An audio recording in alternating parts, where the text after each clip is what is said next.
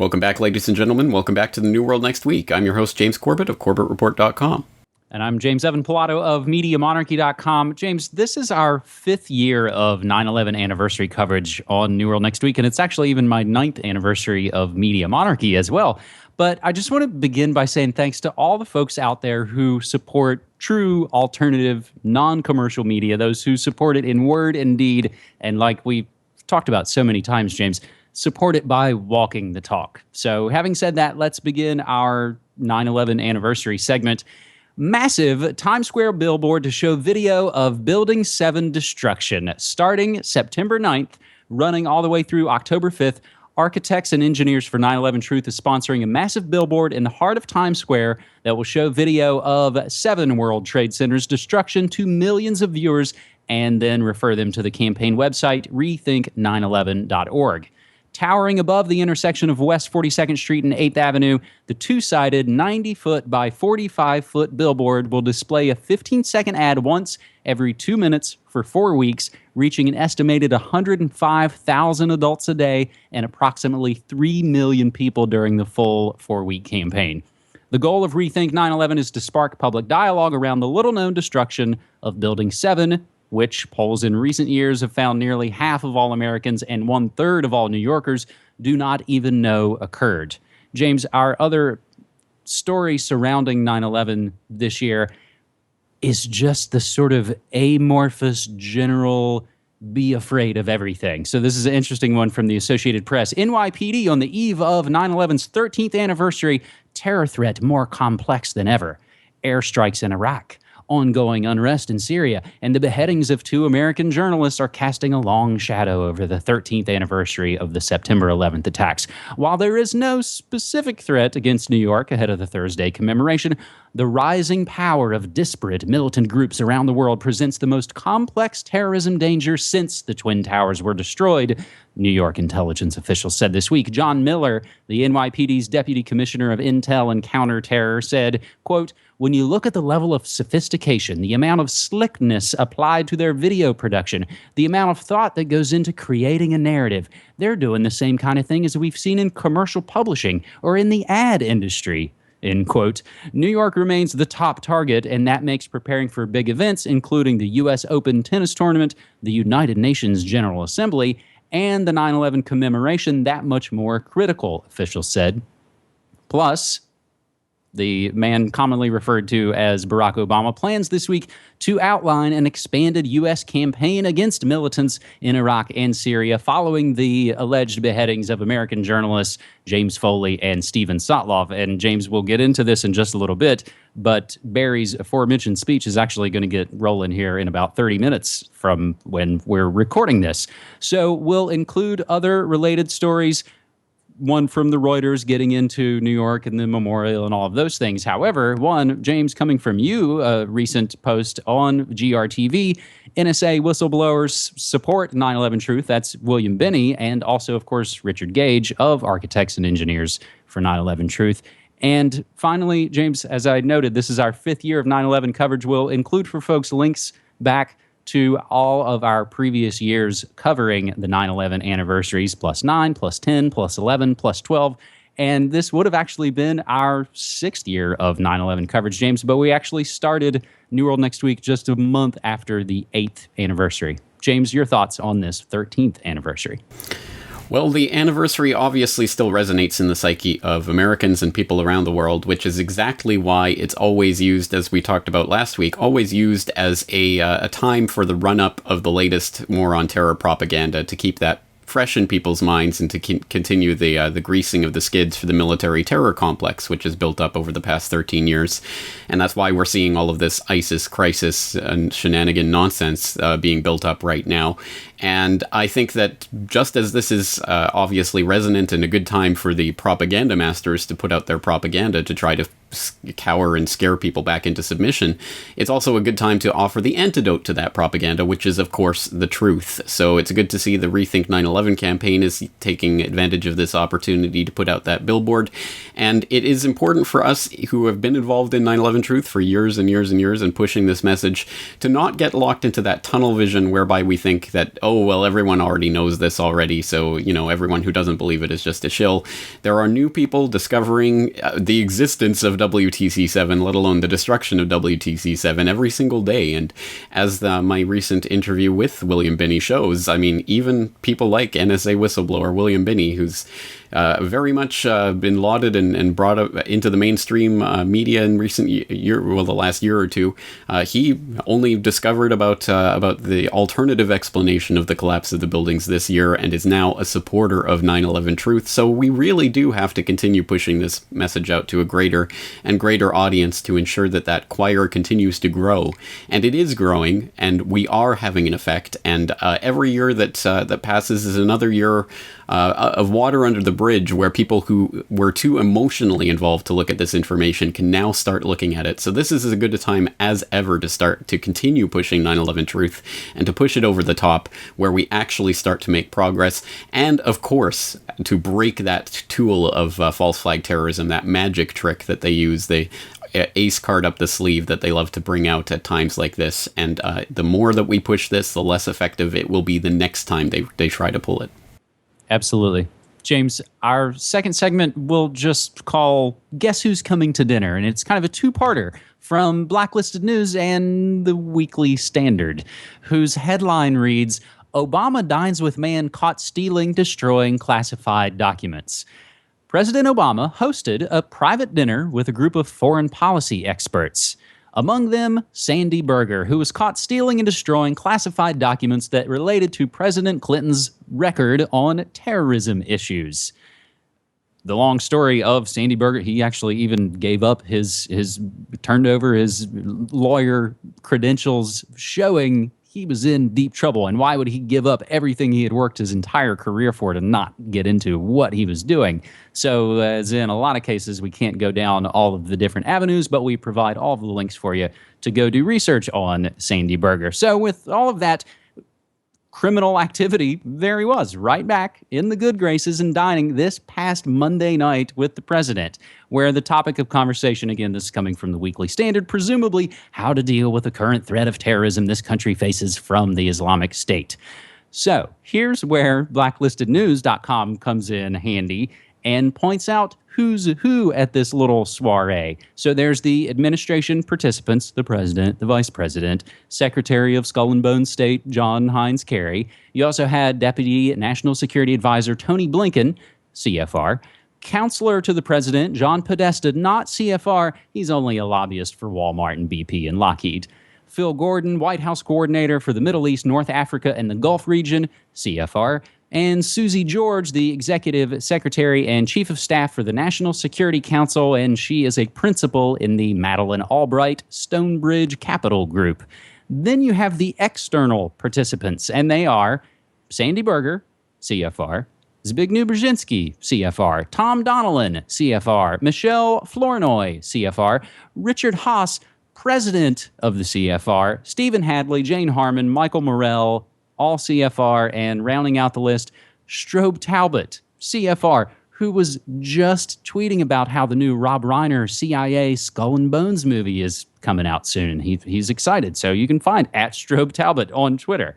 So, James, as we mentioned, just coming up in a little bit while we're recording this, Barry's teleprompter has a big primetime speech coming up where he's presumably going to lay out what we need to do to keep on mission accomplished. So we set that up. Meanwhile, world-class war criminal and all-around enemy of humanity, Heinz Kissinger, has a new book, and guess what it's called? World Order. There was a prominent review written in the now Amazon-owned Washington Post that begins, quote, "When Americans look around the world today, we see one crisis after another." This sounds much like the AP article we heard a moment ago. Russian aggression in Ukraine, extremism and chaos in Iraq and Syria, a deadly epidemic in West Africa, escalating territorial tensions in the East and South China Seas, a global economy that still isn't producing enough growth or shared prosperity. The liberal international order that the United States has worked for generations to build and defend seems to be under pressure from every quarter. It's no wonder so many Americans express uncertainty and even fear about our role and our future in the world. In his new book, World Order, Henry Kissinger explains the scope of this challenge. His analysis, despite some differences over specific policies, largely fits with the broad strategy behind the Obama administration's effort over the past 6 years to build a global architecture of security and cooperation for the 21st century. End quote from the new Kissinger World Order book review in the Washington Post. Now, who wrote that timely defense of the butcher of Cambodia, who, it should be noted, should also be arrested for at least 2 9/11s, the one we just talked about, and the one that overthrew democratically elected Chilean President Salvador Allende and installed the torture-loving Pinochet on September 11th, 1973. Who wrote that glowing review? Hillary Clinton. And it didn't stop there. They've both been praising each other as the weeks go by, and we've got links to tweets from folks at Who What Why and Liberty and Econ. Kissinger even recently praising Hillary in a new USA Today interview, said she would make a great president. She was a better Secretary of State than me, on and on and on. And rounding it all up, Kissinger puts out an op-ed, What U.S. Must Do to Battle Islamic State. So, to wrap all of that up, as against cronycapitalism.org says, it's good to see that Clinton has Slim, Buffett, Soros, and Kissinger all on her side. That bodes pretty well. So to answer the question, James, who's coming to dinner? It's the CFR. It's the Council on Foreign Relations, the U.S. counterpart to the Royal Institute of International Affairs that was created by imperialist diamond monger Cecil Rhodes after World War I, a front for J.P. Morgan, etc. They're making sure Barry, the son of CIA operatives in Indonesia, stays on target with the War of Terror, the grand chessboard, and any possible upcoming October surprises, and priming the pump for another Hillary presidential run, maybe. Either way, they've got the phony left at least covered until the next presidential selection. James. Well, you covered it beautifully there. I don't have a lot to add to it. I mean, here we have all the CFR vermin congregating for their little dinner, and they're eating Sandy Burger, I guess, tonight. There's so much to say there, but I think you said it all. It is just more part of that, here's the crisis, what's the solution, and patting each other on the back that is indicative of the system that we've been led into, and that goes back, as you say, to the Cecil Rhodes Roundtable and all of this other stuff from which the CFR sprang, and which is echoing down through to today. So it is absolutely par for the course, nothing particularly surprising, and not particularly surprising that Heinz Kissinger is writing about world order and talking about the type of world that the CFR wants to lead us into. Once again, we just have to deliver the antidote to that propaganda, the truth. So I hope people will check out my recent interview with James Perloff about his book on the Council on Foreign Relations, and we'll check out the book itself, Shadows of Power, which is definitely worth a read. So, James, after all that kind of badness, let's end this episode 203 of New World Next Week with a bit of a good news next week segment, with one that might not be an unmitigated good, as we've noted, as in so many cases. You got to read the fine print and read the articles and do more research on your own. But we'll take this from CNET, and it was submitted to us on Twitter using hashtag New World Next Week at Ministry of Dumb. Off-the-grid texting device Gotenna attracts the anti-surveillance crowd. A gadget for text messaging without cell service sees a spike in interest from the pro-privacy crypto and Bitcoin communities, even though that wasn't the creator's original intention. The story begins by noting someone who found themselves in an unfortunate situation. Daniel Levy, a web developer living in the Puna district in Hawaii, lived through a rough 12-day blackout after bad hurricanes this past summer. Many residents in his community stuck powerless, I guess literally and figuratively, until the local utility company restored the grid while some subsisted on solar energy. It was after that, Daniel Levy said, that he started looking for a solution and found out about Gotenna, a gadget, a small Bluetooth-enabled rod packed to the brim with modern radio innards. lets you create your own private, secure communication network for sending messages without cell service using your smartphone. It's marketed towards outdoorsies and emergency situations, hiking, disaster relief. But GoTenna is getting a boost from the cryptography community. Levy, whose neighborhood gets zero or little reliable cell service, happens to represent both. He's among the more than 25% of GoTenna pre-order customers who paid for the product using cryptocurrency Bitcoin. Levy told CNET, quote, "We do not need to be dependent on centralized industries for our communication, which is a very important part of our modern lives." Now, James, as you and I were discussing before we rolled tape, this is a long article from CNET, and it even has updates at the bottom where spokesmen from GoTenna have said this doesn't strictly use mesh networking to send messages. So there's a lot of questions. Do both people have to have a GoTenna to enable the end-to-end encryption? I think all of these things will probably still have to be discussed. But James, ultimately it speaks to what we've talked about and try and champion here so many times is again sort of taking the power back, James.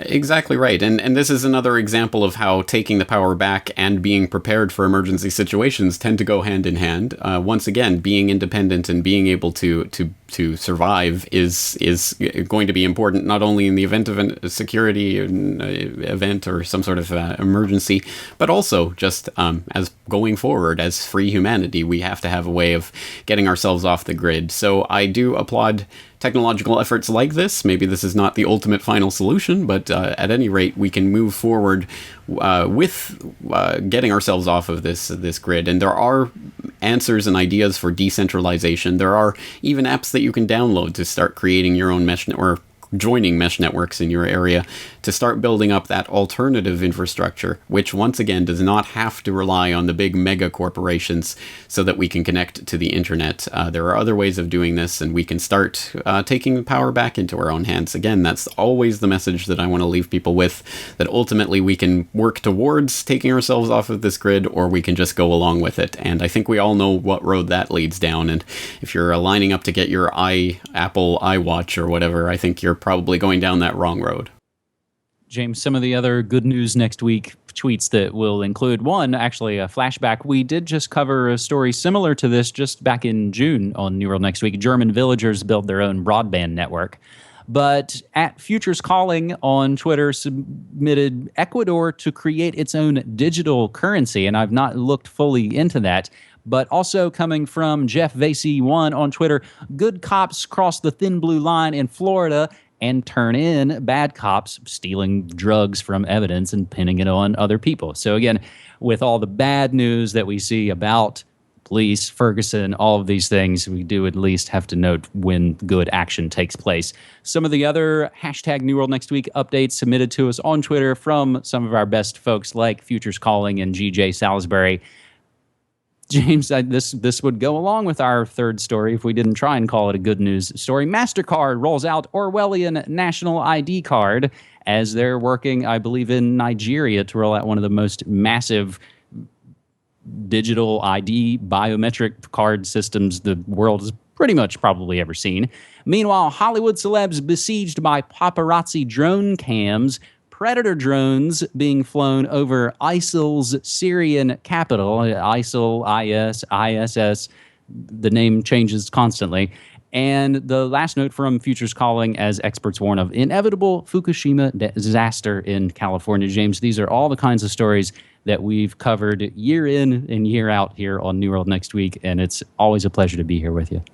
All right. Well, thank you again for the 5th anniversary, for our 5th 9/11 anniversary. And again, let's continue pushing forward the antidote, the truth. So thanks again for putting this together, James. Thank you.